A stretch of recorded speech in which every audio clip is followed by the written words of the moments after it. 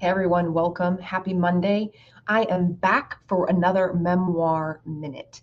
So I want to talk about whether or not you should publish your diary and journal. Now, why would I even be posing that question and why is it important to you? Because Wikipedia and other definitions of memoir suggest that it's any nonfiction narrative writing that's based on the author's personal memories, right? And what do we often do when we're going through the thick of it? We journal or we put in diary entries and we talk about all of our feelings and all the shit that's happening, and that's how we express ourselves and that's how we reflect on what's going on and we get things out of our minds.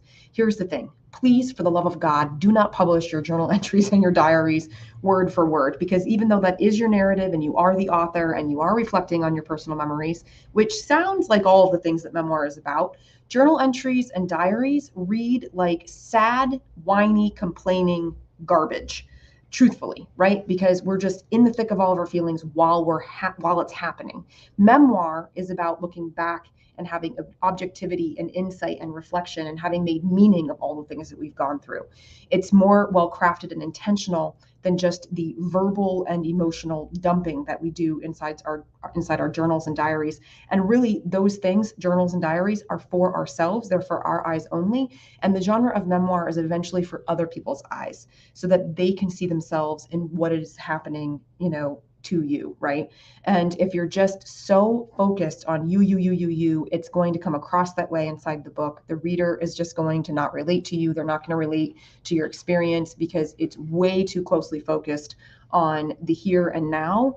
And it's not enough pulled back distance to really understand what it is that you're trying to say, what this experience really meant.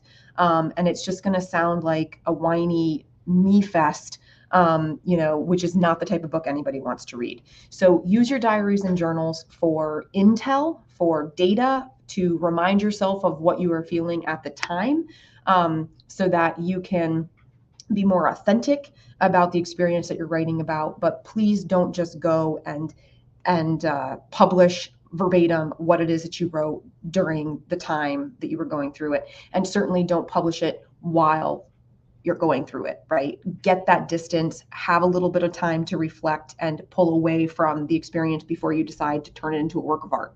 All right. Go through the mess first, go through some therapy, do some self-care, some self-work, and then think about whether or not there's something here to share with the rest of the world that would be helpful and impactful. All right. So this is definitely the longest memoir minute ever, but hopefully you gained something from this conversation today.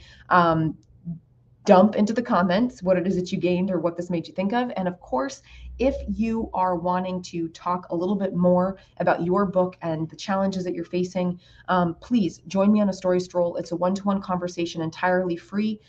We chat about what it is that you want to work on. So DM me if you're interested in that. Let's talk.